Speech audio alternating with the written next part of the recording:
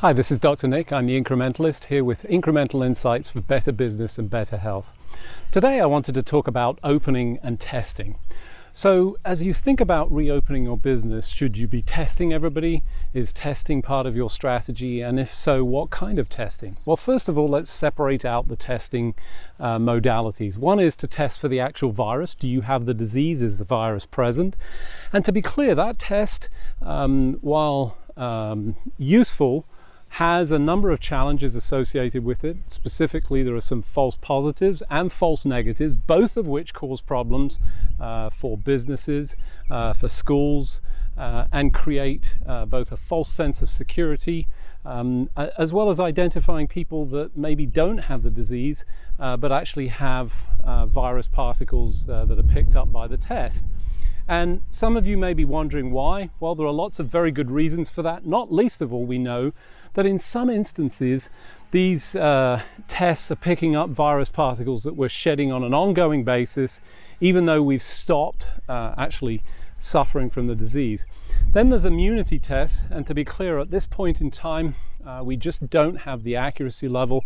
And importantly, as I've talked about before, the accuracy is also highly dependent on whether the population that you're testing in has a high incidence or not. And that varies quite dramatically. So if you test in a place that has a very high incidence of the virus and incidence of the disease, that changes the outcome.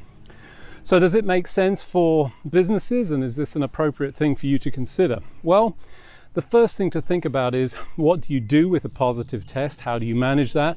Is this something that you're going to do on an ongoing basis? And right now, we're not at the point of either having the capacity or the capabilities to do surveillance testing at the rate and frequency that I think we need.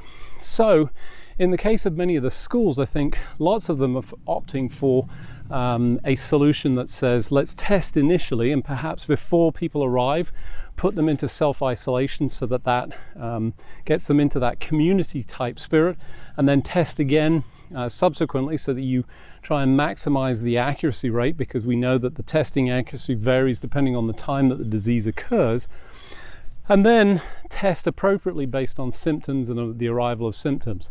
If you're not satisfying those particular needs, I think you're probably not thinking about testing in the correct way. But one of the things I would say is, whatever's right in one instance may not be right for you or in a different circumstance. And it really depends on the local circumstance, the incidence, is it changing, what's the surrounding businesses. So in all cases, I would say you really need to think about this carefully, logically, and I would encourage you to get specialist advice and input on that whole process for folks that really understand this space.